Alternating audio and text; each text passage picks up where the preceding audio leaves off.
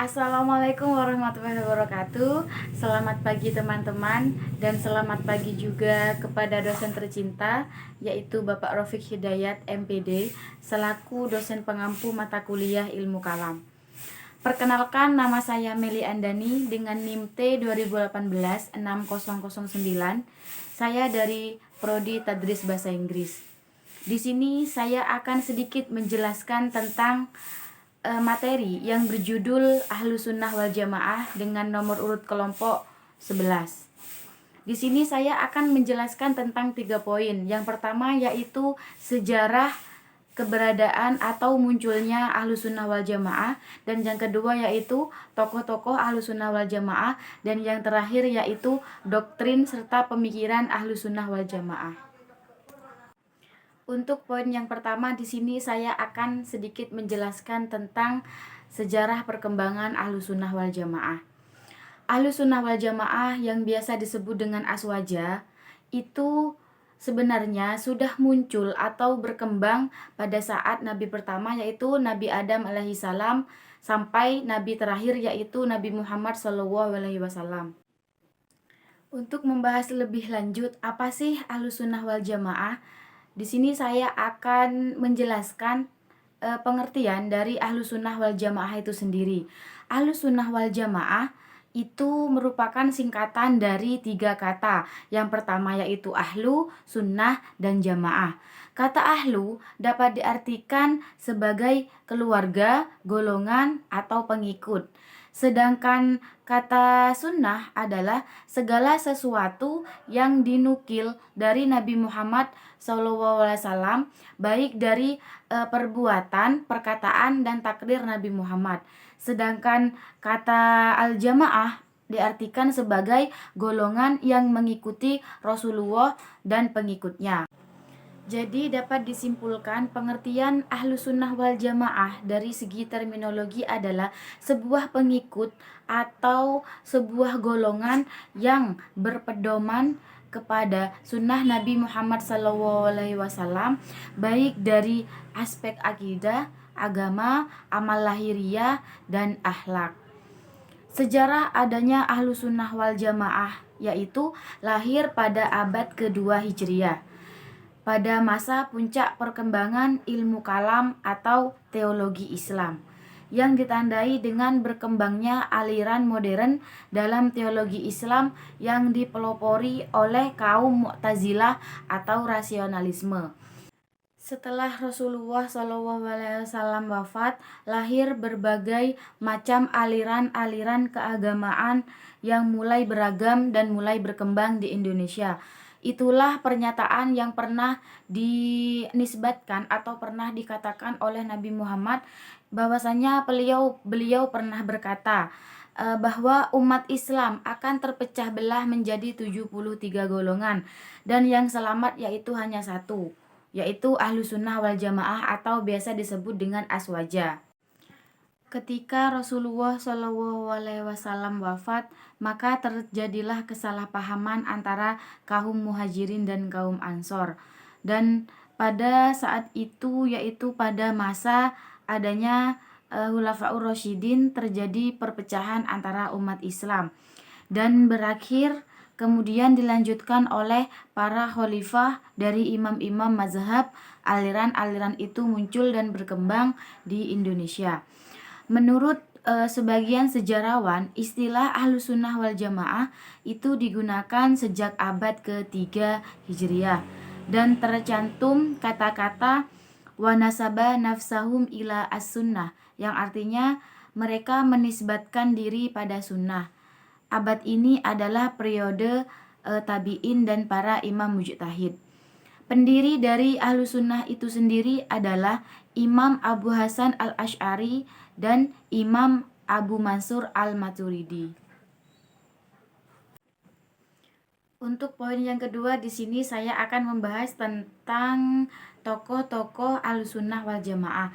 Sebelum membahas tentang tokoh-tokoh Ahlus Sunnah wal Jamaah, di sini saya terlebih dahulu akan membahas tentang mazhab-mazhab yang ada di dalam fikih, yaitu ada 4 mazhab.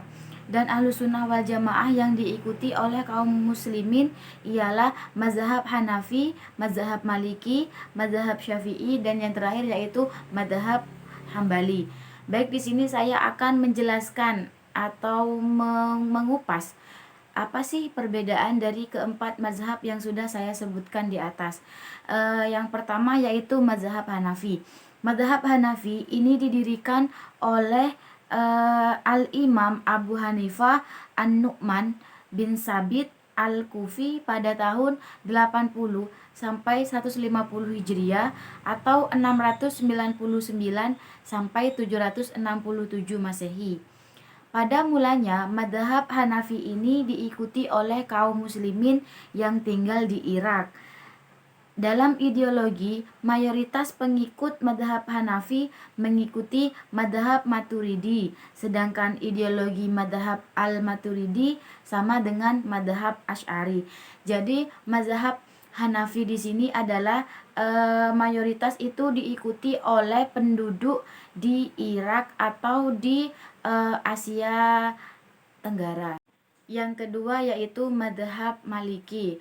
Madhab Maliki ini didirikan oleh Al-Imam Malik bin Abi Ashabi pada tahun 93 sampai 179 Hijriah atau 712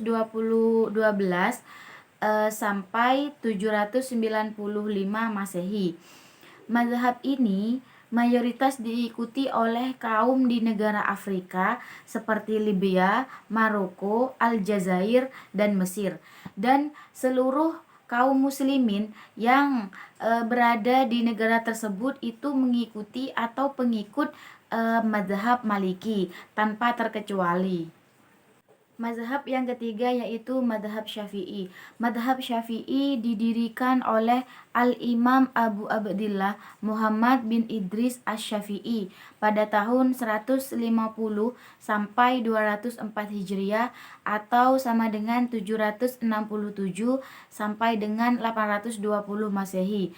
Mazhab Syafi'i ini diakui sebagai mazhab fikih yang terbesar dan jumlah pengikutnya itu banyak di seluruh dunia, yang mayoritas pengikutnya dari golongan Asia Tenggara seperti Indonesia, Malaysia, Singapura, Thailand, dan lain-lain. Jadi pengikut mazhab Syafi'i itu adalah pengikut yang paling banyak di antara keempat mazhab tersebut. Seperti di Indonesia, seperti kita ini itu pengikut dari mazhab Syafi'i itu sendiri.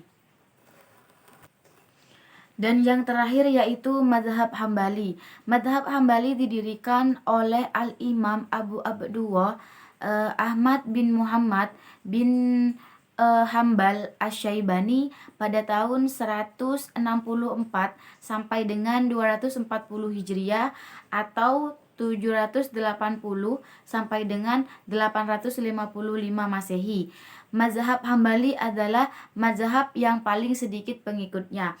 Jadi di antara keempat mazhab yang sudah disebutkan di atas, mazhab Hambali inilah adalah mazhab yang paling sedikit pengikutnya atau orang-orang itu sedikit yang menganut mazhab Hambali, dan mayoritas orang itu menganut mazhab Syafi'i, dan hampir di seluruh Asia Tenggara kaum muslimin itu menganut paham mazhab Syafi'i.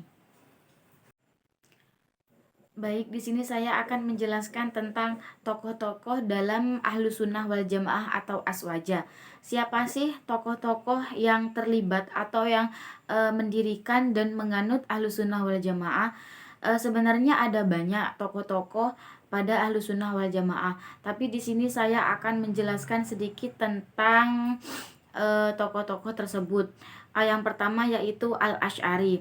Al-Asy'ari yang bernama lengkap yaitu Abu Hasan bin Ismail bin Abdillah bin Musa bin Al-Asy'ari. Beliau lahir di Basrah pada tahun 260 Hijriah atau 875 Masehi dan wafat di kota kelahiran yaitu di Basrah pada tahun 324 Hijriah atau 935 Masehi.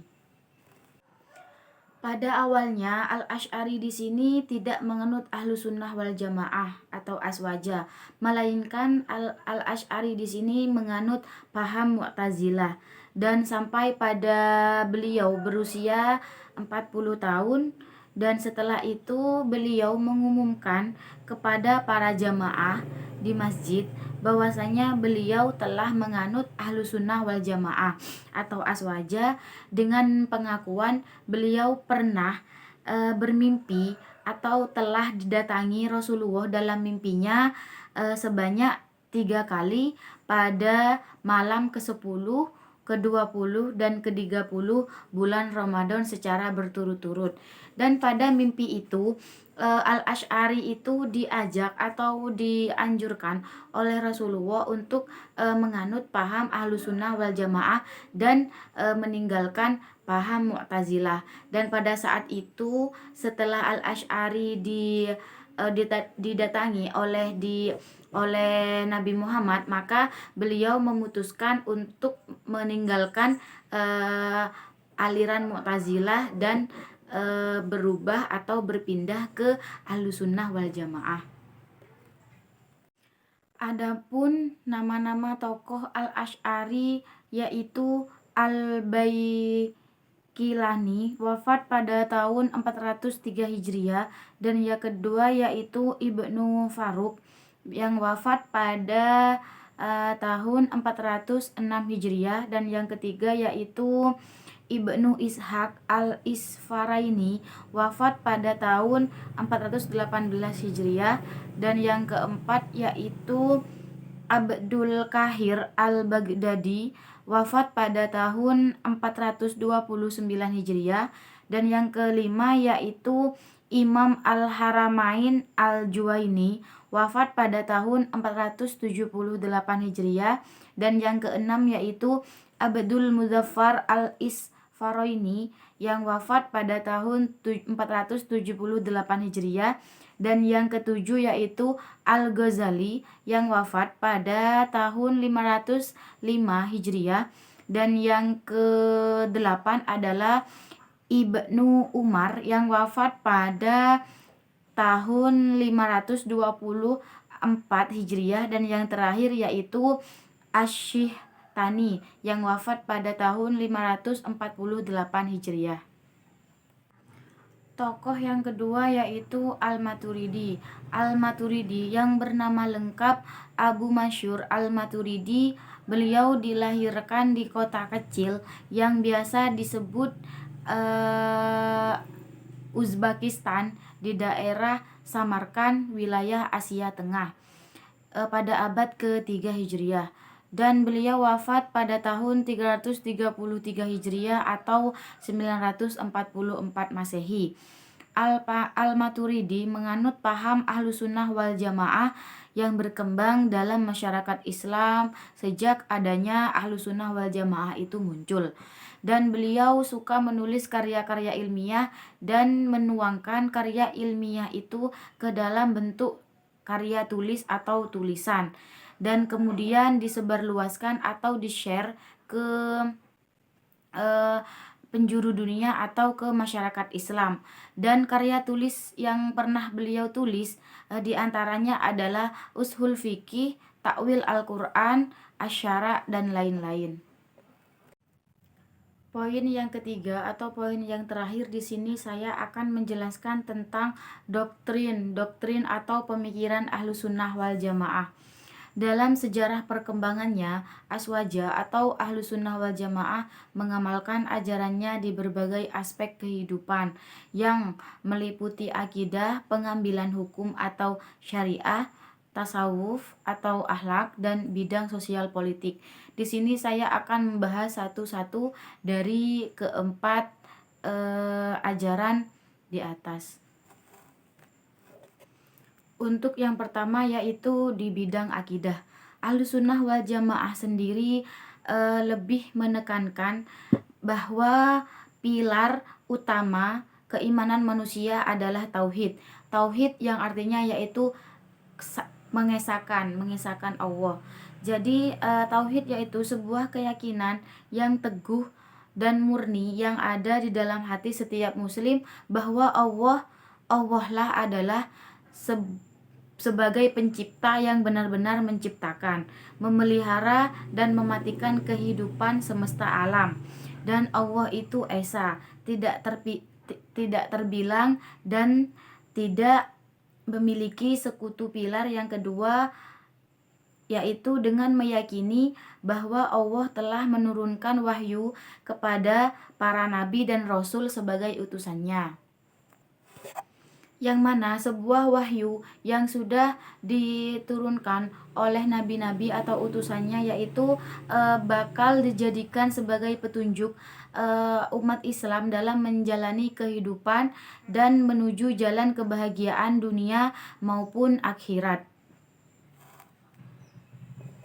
Jadi umat Islam itu harus benar-benar meyakini bahwa Allah lah adalah satu-satunya pencipta di dunia ini dan di alam semesta, dan Rasulullah atau Nabi Muhammad dan nabi-nabi yang lain adalah utusan Allah yang diberi risalah atau diberi wahyu untuk menyampaikan kepada umat Islam sebagai bekal atau pedoman dalam menjalani kehidupan di dunia.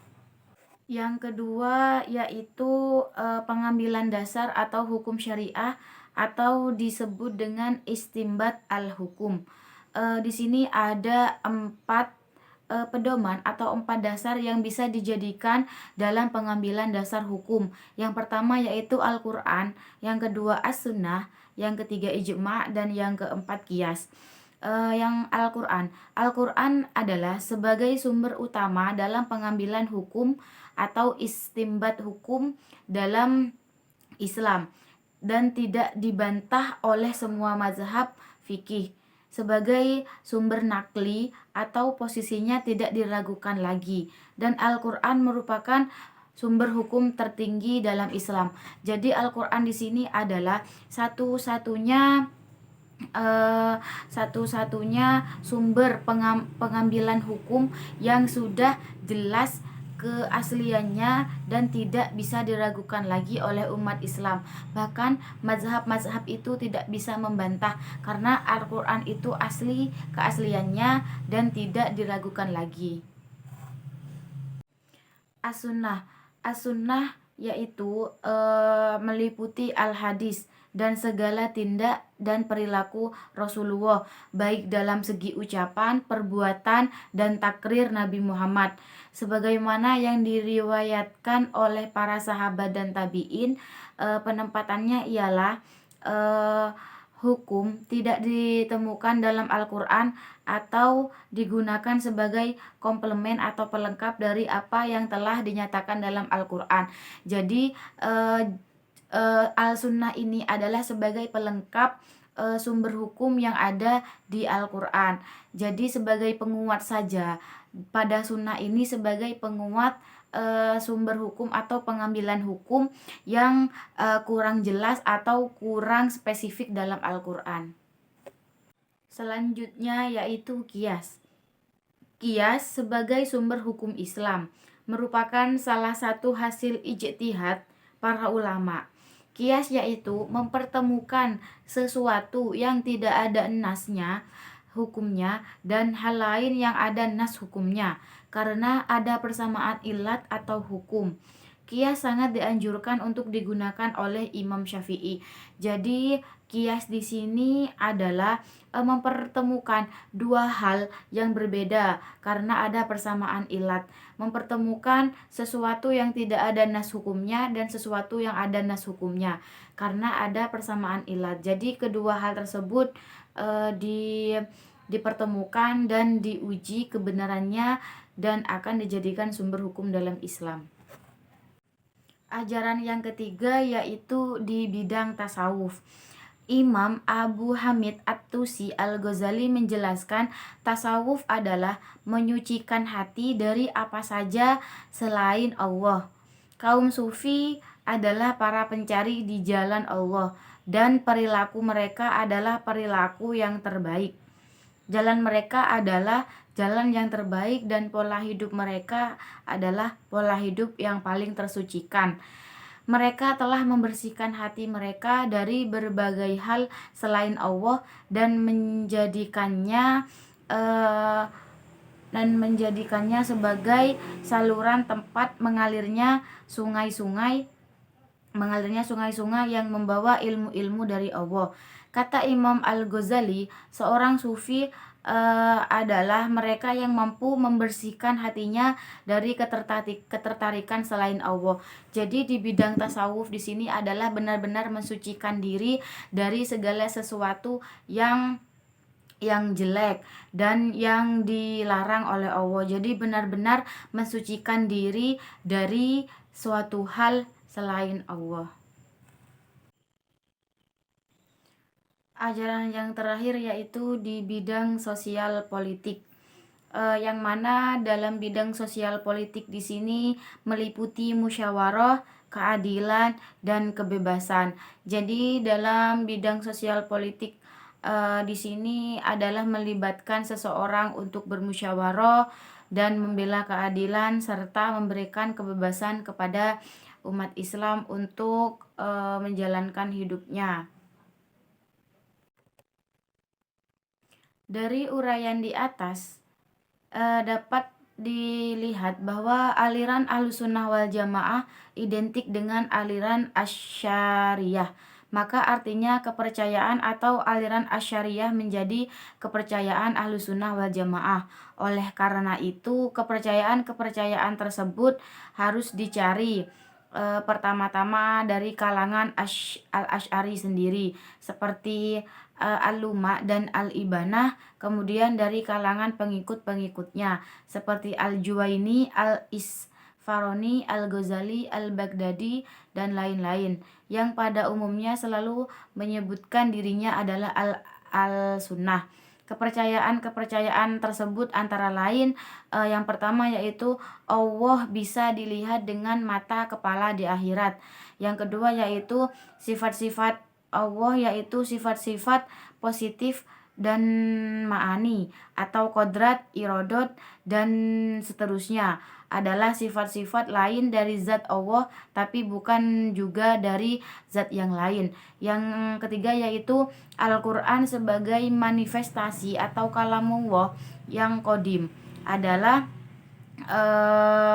kodim, sedangkan Al-Quran berupa huruf dan suara adalah baru. Dan yang keempat adalah Allah menghendaki kebaikan dan keburukan.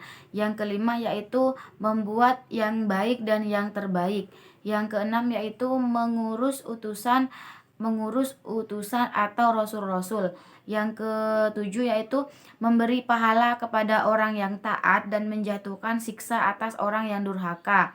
Yang kedelapan yaitu Allah boleh memberi beban di atas kesanggupan manusia. Yang kesembilan yaitu kebaikan dan keburukan tidak dapat diketahui akal semata-mata. Yang kesepuluh yaitu pekerjaan manusia Allah lah yang menentukan. Yang ke-11 yaitu ada syafaat di hari kiamat. Selanjutnya utusannya yaitu Nabi Muhammad diperkuat dengan mukjizat-mukjizatnya. Kebangkitan di akhirat, pengumpulan manusia di padang mahsyar, pertanyaan mungkar dan nakir di kubur, timbangan amal perbuatan manusia, jembatan Shiratal Mustaqim, kesemuanya adalah benar. Surga dan neraka adalah makhluk diciptakan. Semua sahabat-sahabat Nabi baik dan adil. Ijma adalah suatu kebenaran yang harus diterima. Orang-orang mukmin yang mengerjakan dosa besar akan masuk neraka sampai selesai menjalani siksa dan akhirnya akan masuk surga.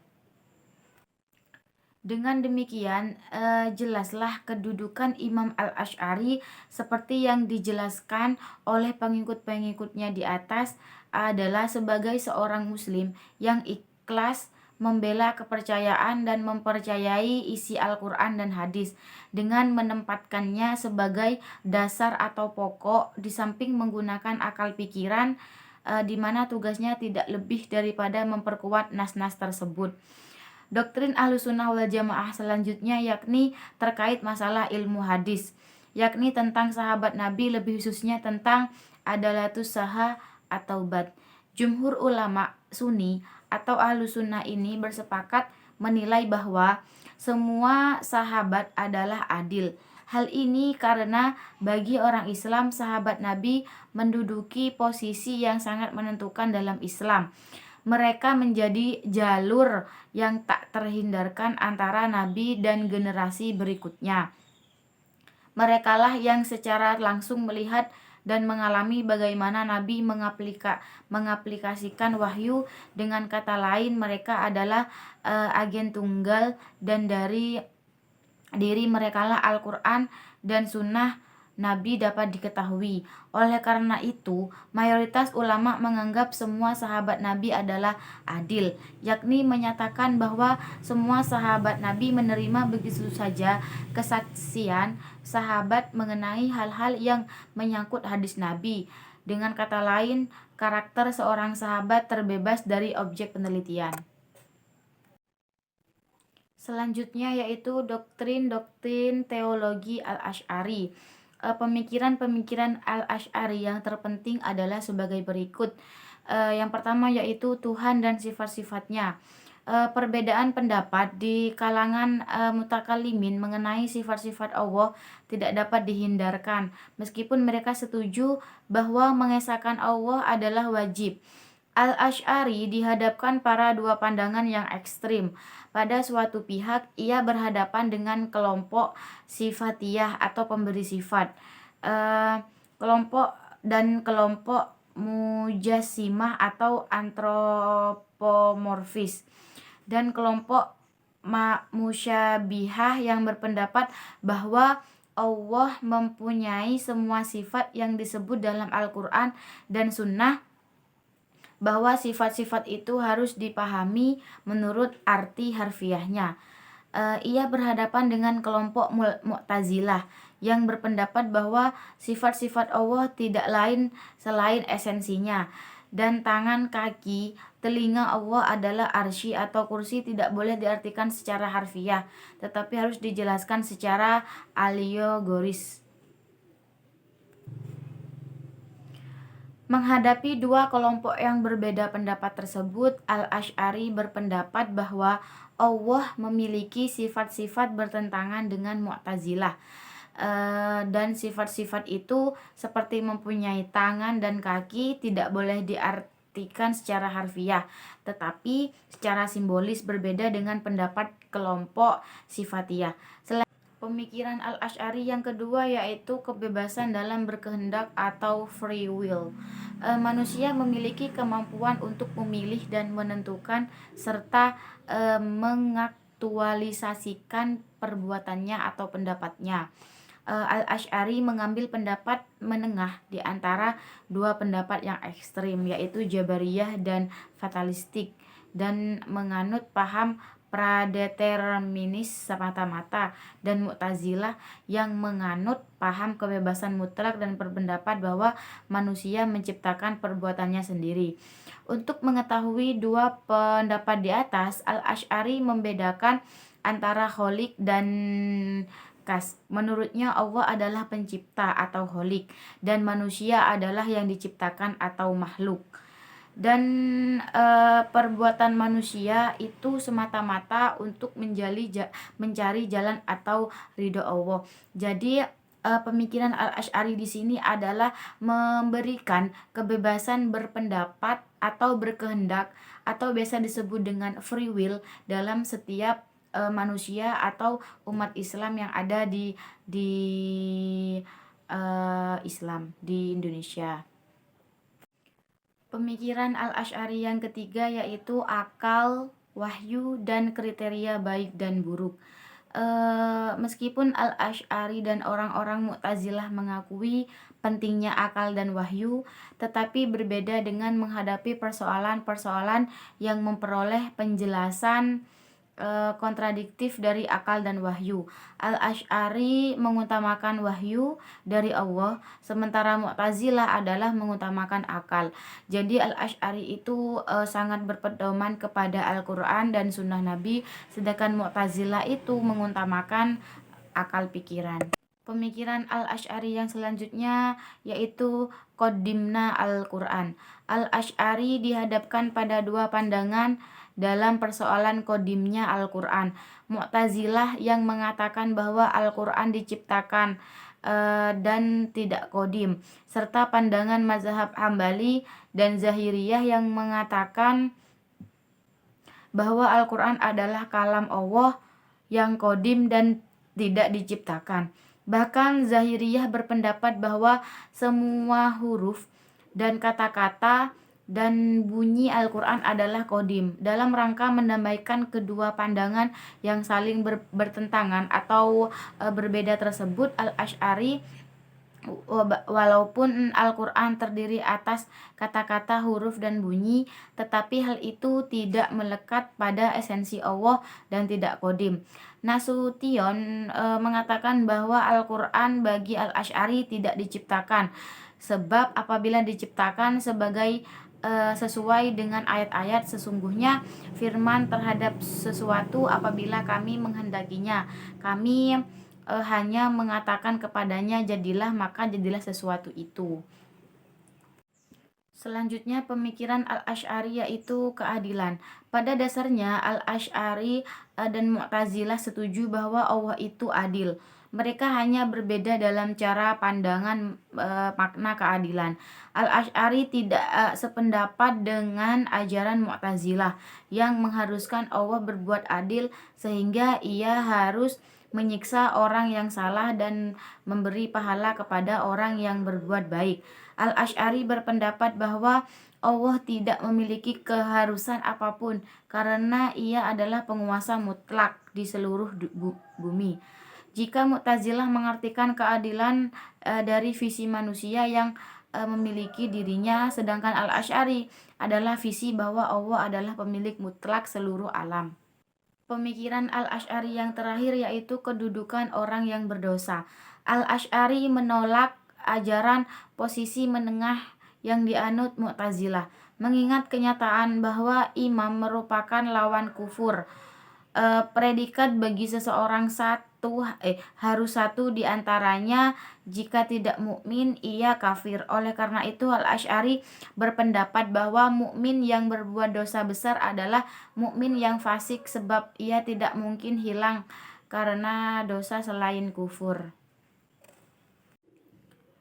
Yang terakhir yaitu doktrin-doktrin dari tokoh teologi Al-Maturidi. Yang pertama yaitu akal dan wahyu. Dalam pemikiran teologinya, teologi Al-Maturidi mendasarkan pada Al-Quran dan akal. Dalam hal ini ia sama dengan Al-Asy'ari. Akan tetapi porsi yang diberikan pada akal lebih besar daripada yang diberikan oleh Imam Al-Asy'ari. Menurut Al-Maturidi, mengetahui Tuhan dan kewajiban dapat diketahui dengan akal. Kemampuan akal mengetahui dua hal tersebut sesuai dengan ayat-ayat Al-Quran yang mengandung perintah agar manusia menggunakan akal dan pikiran serta usaha untuk memperoleh pengetahuan serta memperoleh iman kepada Allah. Pemikiran teologi Al-Maturidi yang kedua yaitu perbuatan manusia. Menurut Al-Maturidi, perbuatan manusia adalah ciptaan Allah karena segala sesuatu dalam wujud ini adalah ciptaannya. Khususnya mengenai perbuatan manusia, kebijaksanaan dan keadilan kehendak Tuhan mengharuskan manusia memiliki kemampuan untuk berbuat atau berikhtiar serta berusaha agar kewajiban-kewajiban yang dibebankan kepadanya dapat dilaksanakan. Dalam hal ini, Al-Maturidi mempertemukan antara ikhtiar sebagai perbuatan manusia dengan kudrat Tuhan sebagai pencipta perbuatan manusia. Pemikiran Al-Maturidi yang ketiga yaitu kekuasaan dan kehendak mutlak Tuhan. sebagaimana yang telah diuraikan di atas bahwa perbuatan manusia itu dan segala sesuatu dalam wujud ini yang baik dan yang buruk adalah ciptaan Tuhan. Akan tetapi pernyataan ini menurut Al-Maturidi bukan berarti Tuhan berkehendak dan berbuat dengan sewenang-wenang serta sesuai dengan kehendaknya.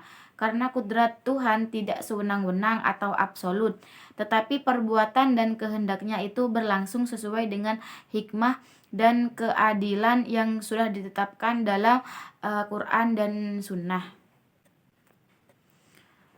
Pikiran Al-Maturidi yang selanjutnya yaitu sifat Tuhan. Berkaitan dengan masalah sifat Tuhan, dapat ditemukan persamaan antara pemikiran Al-Maturidi dengan Al-Asy'ari. Seperti halnya Al-Asy'ari, ia berpendapat bahwa Tuhan mempunyai sifat-sifat seperti sama, basor, kalam, qadiron, muridan, dan sebagainya. Walaupun begitu, pengertian Al-Maturidi tentang sifat Tuhan berbeda dengan Al-Asy'ari. Al-Asy'ari mengartikan sifat Tuhan sebagai sesuatu yang bukan zat. Menurut Al-Maturidi, sifat tidak dikatakan sebagai esensinya. Sifat-sifat Tuhan itu mulazamah atau bersama zat tanpa terpisah. Menetapkan sifat bagi Allah tidak harus membawa pada pengertian antromorfisme, karena sifat tidak berwujud yang terdiri dari zat, sehingga berbilang sifat tidak akan membawa pada terbilangnya yang kodim atau ta'adud. Pokok pikiran yang kelima yaitu kalam Tuhan. Al-Maturidi membedakan antara kalam yang tersusun dengan huruf dan bersuara dengan kalam nafsi, sabda yang sebenarnya atau makna yang abstrak. Kalam nafsi adalah sifat kodim bagi Allah, sedangkan kalam yang tersusun dari huruf dan suara adalah hadis. Al-Quran dalam arti kalam yang tersusun dari huruf dan kata-kata adalah hadis. Kalam nafsi dan manusia tidak dapat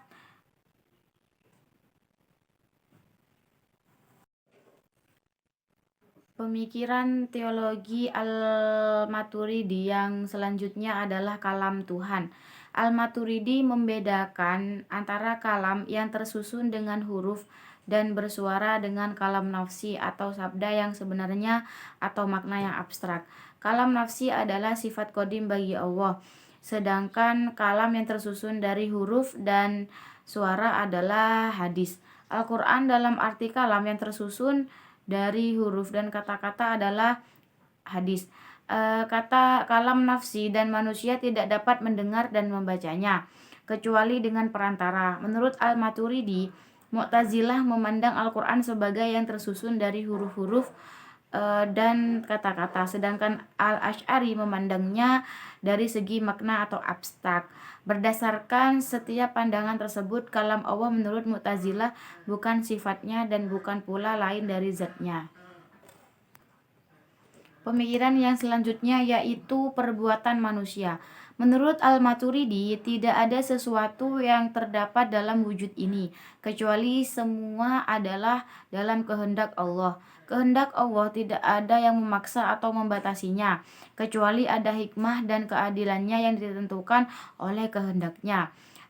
Kewajiban-kewajiban tersebut adalah Tuhan tidak akan membebankan kewajiban-kewajiban kemampuannya di luar kemampuannya, karena hal tersebut tidak sesuai dengan keadilan. Dan manusia juga diberi Tuhan kemerdekaan dalam kemampuan dan perbuatannya. Jadi Allah itu tidak akan memberikan tidak akan memberikan beban di luar kemampuan makhluknya. Yang kedua yaitu hukuman atau ancaman dan janji pasti terjadi, karena yang demikian merupakan tuntutan keadilan yang sudah ditetapkannya dalam Al-Quran dan Sunnah. pemikiran Al-Maturidi yang selanjutnya yaitu pengutusan Rasul. Rasul diutus oleh Allah untuk menyampaikan wahyu kepada umat manusia, dan wahyu tersebut dijadikan sebagai pedoman umat manusia dalam menjalankan kehidupan. Jadi pengutusan Rasul di sini adalah salah satu pemikiran atau teologi dari Al-Maturidi. Dan teologi yang terakhir atau pemikiran yang terakhir dari Al-Maturidi adalah pelaku dosa besar. Al-Maturidi berpendapat bahwa orang yang berdosa tidak kafir dan tidak kekal di dalam neraka walaupun ia meninggal sebelum bertaubat. Hal ini karena Allah telah menjanjikan akan ada balasan kepada Allah sesuai dengan perbuatannya. Kekal di dalam neraka adalah balasan untuk orang yang berbuat dosa syirik atau dosa besar. Berbuat dosa besar selain syirik tidak akan kekal di dalam neraka. Oleh karena itu, perbuatan dosa besar selain syirik tidak menjadikan seorang kafir atau murtad. Menurut Al-Maturidi, iman itu cukup dengan tasdik dan ikrar.